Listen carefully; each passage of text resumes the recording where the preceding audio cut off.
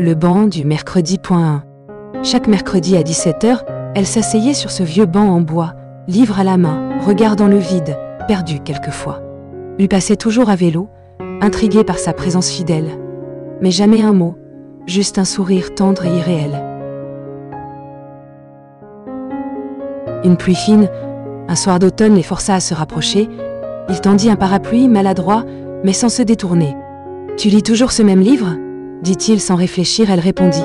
« Je l'attends même si je n'y crois plus à venir. » Les mercredis devinrent rituels, doux, silencieux, deux âmes abîmées qui se regardaient mieux que les yeux. Point. Elle parlait peu, lui encore moins, mais tout passait, dans les silences, les regards, les gestes qu'on ne devinait jamais. Un jour, elle ne vint pas, puis un autre, et encore un. Il attendit, sur ce banc devenu sien, jusqu'à voir tomber les feuilles en vain. Le vide qu'elle laissa était plus lourd que ses silences, comme une absence vivante. Un an passa, puis deux, puis une lettre. Si tu lis ceci, c'est que tu es revenu sur ce banc peut-être.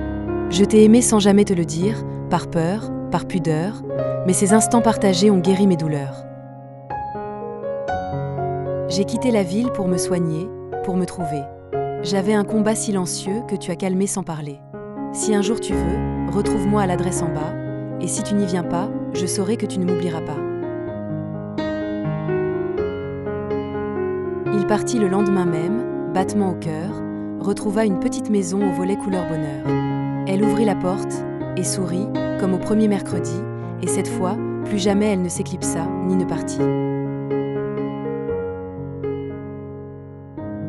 Leur histoire est simple, faite de rendez-vous manqués, de silences partagés, de mots jamais prononcés.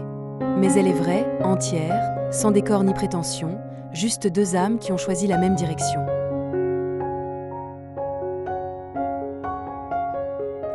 Ils retournent parfois sur ce banc, à la même heure, pour se souvenir qu'un amour n'est parfois sans clameur.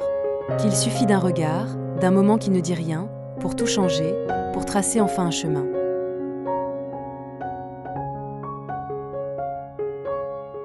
Et sur le banc, ils ont gravé un mot discret, à ceux qui aiment en silence mais aiment vrai.